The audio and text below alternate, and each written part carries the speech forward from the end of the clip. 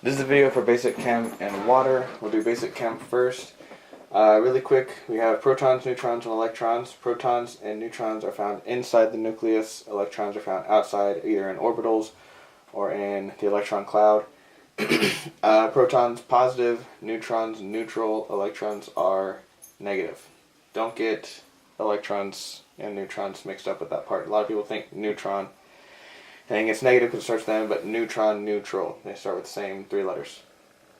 Really quick to determine the number of each. So your atomic number, whatever it is, I will give you something that looks like this, so you don't have to memorize it or anything.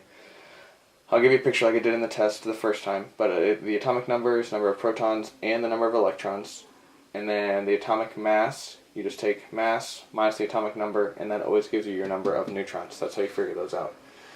For the bonding, ionic is all about give and take. Here we have hydrogen and fluorine. They can form an ionic bond. Hydrogen, 1 proton, 0 neutrons, 1 electron on the outside. Fluorine, 9 protons, 10 neutrons, and has 9 electrons total. There's 7 on the outside. So remember, they want to get to that magic number of 8 on the outside. Unless it's that first shell, then they're satisfied with 2. So in this case, it's much easier for hydrogen to give up that electron than for anything else to happen. So over here, I showed what happens with the actual bond. This hydrogen electron left, it came over here and joined up. So now there's 1, 2, 3, 4, 5, 6, 7, 8 on the outside of fluorine, 0 outside of here. That's fine, because I'd rather be at 0 than be unstable with 1. So that's ionic. Covalent is the one that's all about sharing. So here are 2 oxygen atoms. They each have 8 protons, 8 neutrons, and 8 electrons. They have 6 on the outside total. So for their ionic bond, they're each going to be willing to share 2 of their electrons. So here we have them lined up. You can see all the greens and purples. So we have 1, 2, 3, 4, 5, 6, 7, 8 for this oxygen. 1, 2, 3, 4, 5, 6, 7, 8 for that oxygen. So in this one, they'll be lined up in there.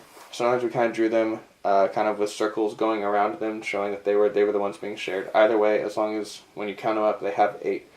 This one threw a lot of people off because they started adding or dropping electrons. I'm not sure why. So when you first set them up, it's easy to set them up this way, so you know how many electrons have to be present total.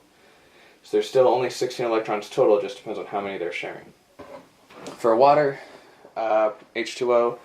Remember, this is the Mickey Mouse molecule that we drew. So there's 2 hydrogens, 1 oxygen. This oxygen is more electronegative, so it's going to hog the electrons most of the time, giving a slight negative charge and giving the hydrogens a slight positive charge. This bond that holds the one molecule together is called polar covalent.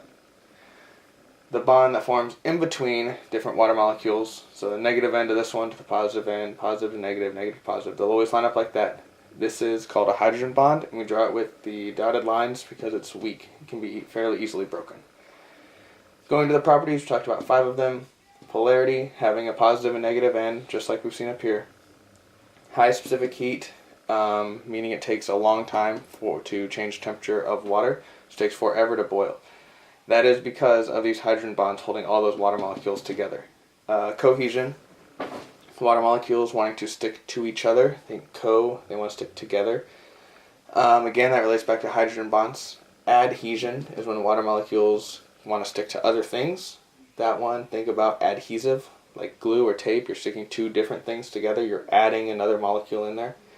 And high surface tension, meaning that it's hard to break that surface of water. So this is why when you slap water, it's hard, or like when you jump from really high, it feels like cement.